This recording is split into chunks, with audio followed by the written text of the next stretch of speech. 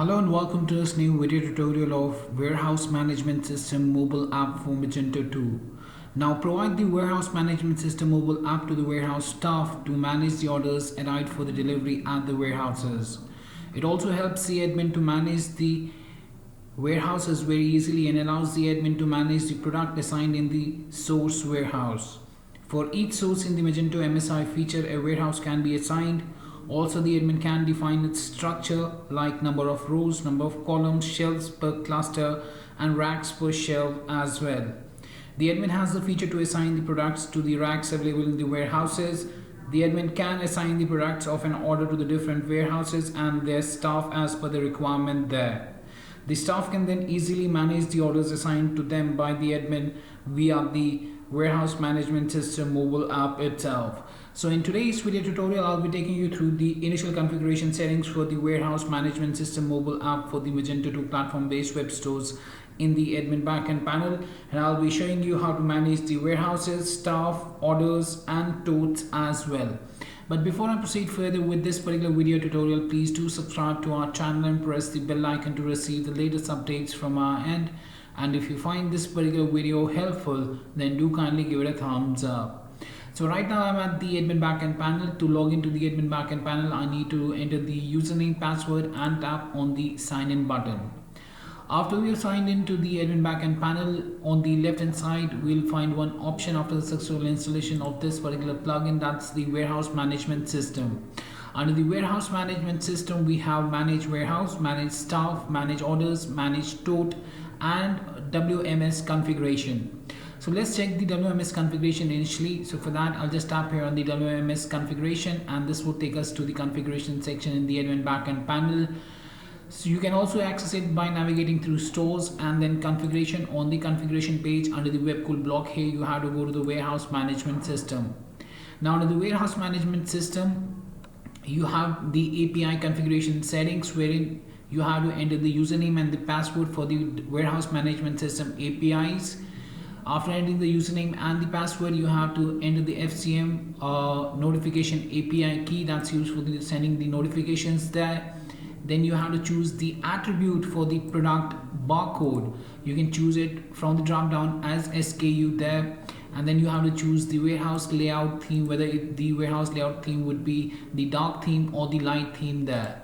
After making these initial configuration settings for the API configuration there, you have to tap here on the Save Configuration button. So today I'll just be taking you through the different options that the admin gets under the Warehouse Management System. So the very first option that we have here is the Manage Warehouse.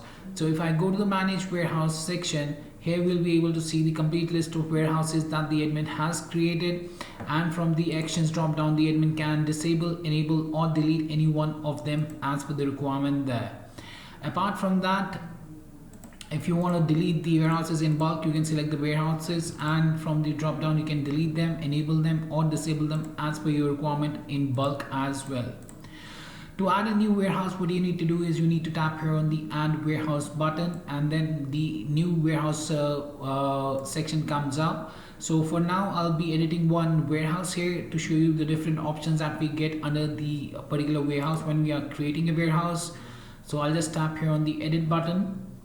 After tapping on the Edit button there, you can see that we are on the Edit Warehouse page here. And here on the left hand side, we have the warehouse information. For a new warehouse, when you're going to create a new warehouse, you'll be able to see the same information like the warehouse information, where we have the warehouse information, product assigned, and the mass import option as well.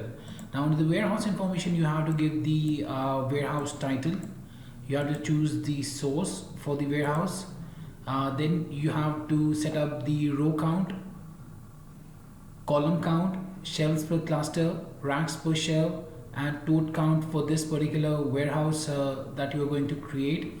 And then you have to set this status as enabled. Once you have given the row count, column count, shelf count, racks per shelf, and the tote count, and you have saved the warehouse after assigning the products and importing the mass products into the warehouse there, then you'll see that while you're changing the current value, changing this particular value would lead to the reset product location or the totes barcode there.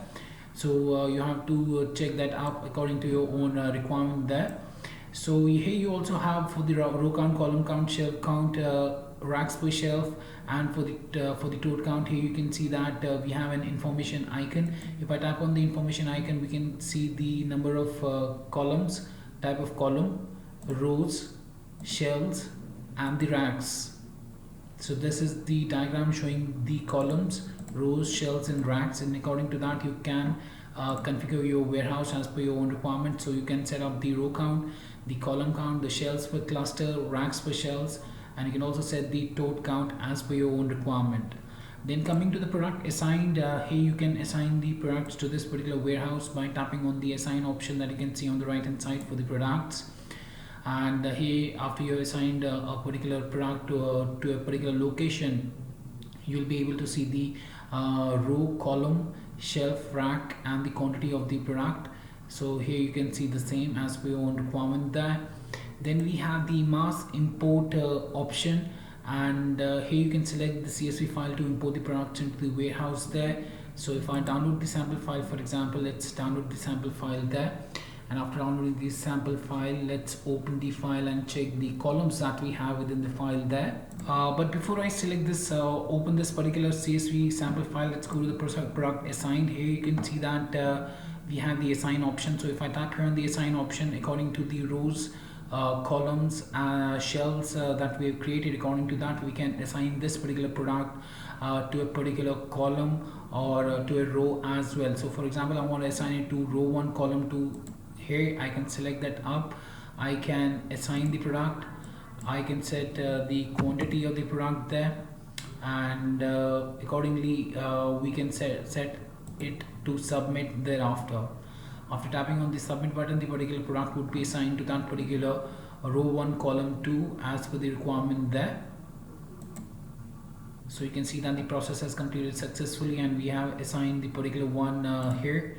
So if I go to the product assigned, here you can see the product has been assigned to row 1, column 1, shelf B here.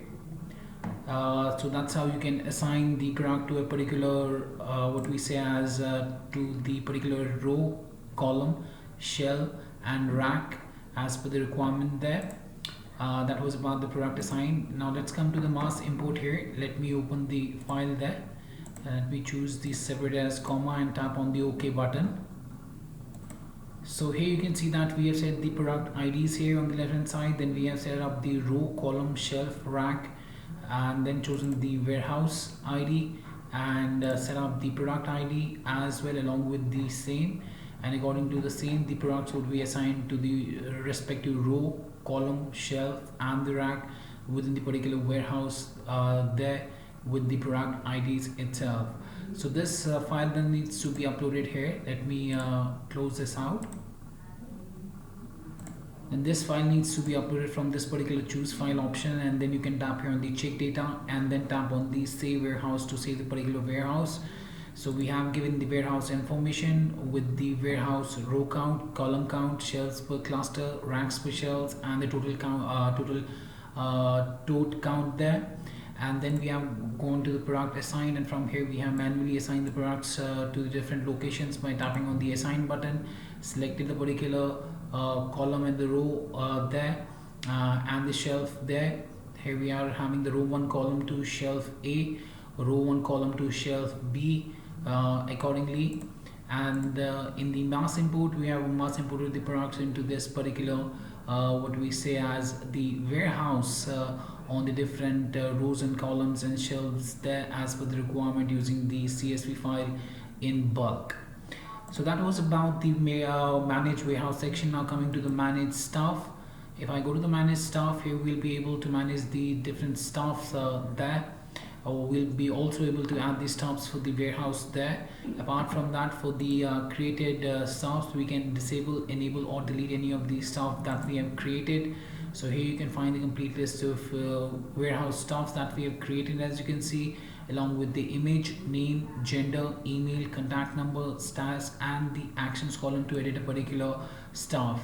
To add a particular staff, you need to tap here on the add staff button. So if I tap here on the add staff button, the add staff page would be opened up, and we'll be able to add a new staff from this particular section. So here we have to give the staff information That includes the staff image, staff name, staff email, the password, confirm password, contact number, date of birth, age, their gender, the staff address, and then we have to assign this. We can basically create multiple staffs and assign multiple staffs to a particular warehouse as well. So here you have to assign this particular what we say as the staff to a particular warehouse by selecting the warehouse and choose it as enable.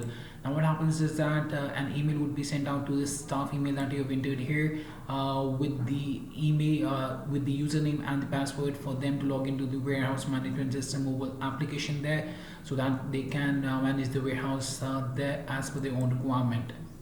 After saving it up, the particular staff would be listed under the manage staff section here, and you can find that particular staff being listed here. So if you want to edit any staff, you can tap here on the edit link under the actions column to edit a particular staff, and the edit staff section would appear as you can see here with the details there.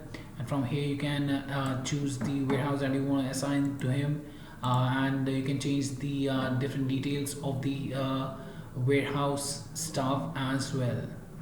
So that was about the manage staff. Now coming to the manage orders, under this particular section you will be able to find the complete list of orders that have been placed, and from here you will be able to assign the products to the warehouse and select the staff as well. So for example, we have this particular order number 27. If I open it up, we'll be able to see the complete order information here. As you can see here, we have one product within this order.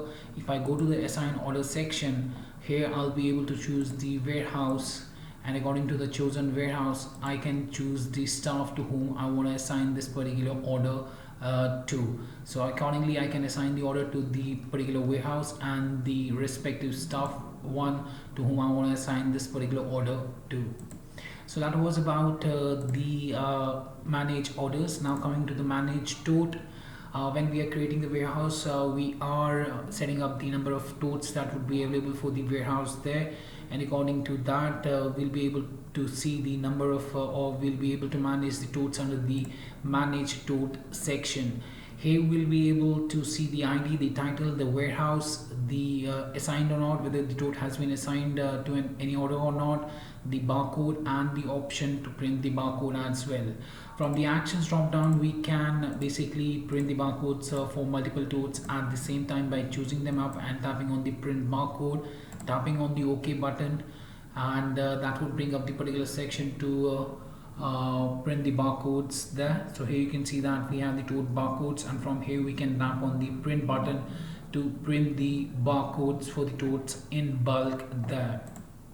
So that was about the manage tote, and lastly we have the manage or the configuration for the warehouse management system itself.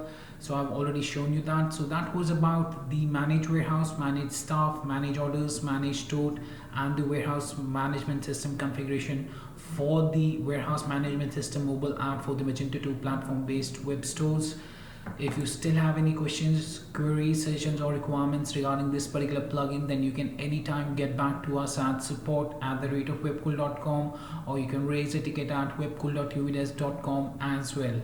Apart from that, if you find this particular video helpful, then do kindly give it a thumbs up. And lastly, thanks for watching this particular video, and have a great day ahead.